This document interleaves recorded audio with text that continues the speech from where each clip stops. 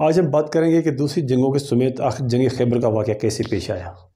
بسم اللہ الرحمن الرحیم، السلام علیکم دوستو۔ جب رسول اللہ صلی اللہ علیہ وآلہ وسلم نے مکہ میں نبوت کا اعلان کیا تو کفار نے ان کو تکلیفیں دینا شروع کر دی تھی، کیونکہ کفار کا جو پرانا دین تھا، جو ان کا آباء و اجداد کا دین تھا، بت پرستی، وہ خطرے میں پڑ گیا، کیونکہ اللہ تعالیٰ کے رسول صلی اللہ علیہ وآلہ وسلم نے صرف ایک اللہ کی عبادت کرنے کا حکم دیا تھا۔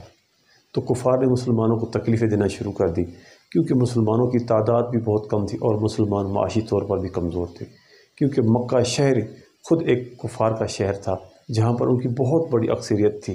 حالانکہ رسول اللہ صلی اللہ علیہ وآلہ وسلم کے جو اپنے رشتہ دار تھے، جو ان کے چچا تھے ابو جہل، وہ سب سے بڑے رسول اللہ صلی اللہ علیہ وآلہ وسلم کے دشمن تھے۔ تو سوچیں کہ دوسرے قبیلے کے لوگ تھے، وہ کتنے رسول اللہ صلی اللہ علیہ وآلہ وسلم کو ان کی نبوت کا اعلان کرنے کے بعد انہوں نے تکلیفیں دی ہوگی۔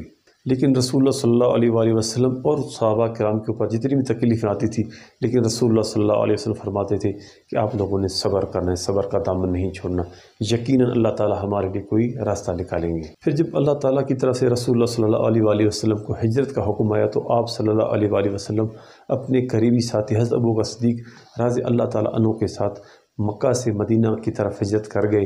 جب وہاں پر پہنچے تو آہستہ آہستہ صحابہ کرام بھی مکہ سے مدینہ کی طرف منتقل ہو رہے تھے، کیونکہ مسلمان چاہتے تھے کہ مدینہ میں پرامن طریقے سے رہیں اور اپنے دین کی تبلیغ بھی کرتے رہیں، لیکن کفار یہ نہیں چاہتے تھے کہ مسلمان کہیں پر بھی پرامن طریقے سے بھی رہیں اور اپنے دین کی تبلیغ بھی کریں۔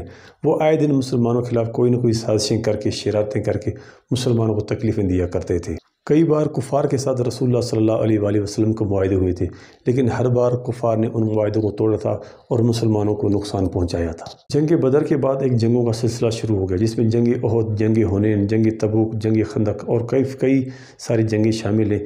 لیکن حضرت علی رضی اللہ تعالیٰ عنہ نے جنگ تبوک میں شرکت نہیں کی تھی، کیونکہ رسول اللہ صلی اللہ علیہ وآلہ وسلم جب جنگ تبوک پر جا رہے تھے تو حضرت علی رضی اللہ تعالیٰ عنہ کو وہاں پر مدینہ میں اپنا نائب مقرر کر کے گئے تھے، کیونکہ حضرت موسیٰ علیہ السلام جب بنی اسرائیل سے کہیں باہر جاتے تھے، اپنے شہر سے باہر جاتے تھے، تو حضرت ہارون علیہ السلام کو اپنا نائب مقرر کر کے جاتے تھے۔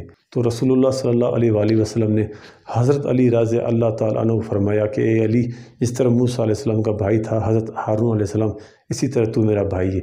اتنی جنگیں ہونے کے باوجود بھی کفار اور مشرکین اپنی شرارتوں سے باز نہیں آئے تھے۔ وہ مسلمانوں کو روز کوئی نہ کوئی نئی تکلیفیں دیتے تھے۔ پھر آخر انہوں نے اپنا گڑھ خیبر کے قلعے کو بنا لیا، جو کہ ایک یہودیوں کا ایک بہت بڑا قلعہ تھا، جس پہ مشرکین مسلمانوں کو طرح طرح کی تکلیفیں دیتے تھے اور وہاں پر بڑی بڑی سازشیں کرتے تھے مسلمانوں کے خلاف۔ پھر رسول اللہ صلی اللہ علیہ وآلہ وسلم نے اپنا قاصد بھیجا خیبر والوں کی طرف کہ اپنی شرارتوں سے باز آ جاؤ اور ہمارے ساتھ اصلاح کر لو اور ہمارے تابع ہو جاؤ اور کلمہ پڑھ لو۔ لیکن خیبر والوں کو اپنے خیبر کے قلعے پر بہت بڑا گھمنڈ تھا، کیونکہ وہ ایک پہاڑی کی چوٹی پہ بنا ہوا تھا، ایک چٹان پر بنا ہوا تھا، اس کے اوپر چڑھنا بہت ہی مشکل تھا۔ وہ سوچتے تھے کہ اس قلعے کو فتح کرنا انتہائی ناممکن ہے، اور رسول اللہ صلی اللہ علیہ وآلہ وسلم کے قاصد کو انہوں نے واپس بھیج دیا، اور رسول اللہ صلی اللہ علیہ وآلہ وسلم نے صحابہ کرام کو خیبر والوں کے ساتھ جنگ کرنے کا حکم دے دیا۔ تو صحابہ کرام نے بھی خیبر کے باہر چاروں طرف پڑاؤ ڈال دیا۔ 40 دن گزر گئے لیکن وہ قلعہ فتح نہیں ہو رہا تھا۔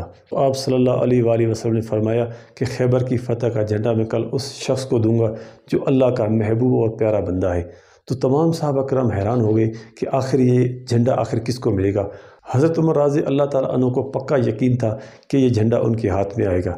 پھر حضرت ابو ہریرہ رضی اللہ تعالیٰ عنہ رسول اللہ صلی اللہ علیہ وآلہ وسلم کان مبارک کرنے لگے کہ یا رسول اللہ صلی اللہ علیہ وآلہ وسلم کہ مجھے تو بتائیے کہ وہ اللہ کا پیارا اور محبوب بندہ کون ہے۔ تو آپ صلی اللہ علیہ وآلہ وسلم فرمانے لگے اے ابو ہریرہ، کل صبح تمہیں معلوم ہو جائے گا۔ تو آپ صلی اللہ علیہ وآلہ وسلم نے حضرت علی رضی اللہ تعالیٰ عنہ کو بلوایا، تو حضرت علی رضی اللہ تعالیٰ عنہ خدمت نبی میں حاضر ہوئے، اپنی آنکھوں پہ ہاتھ رکھے ہوئے تھے۔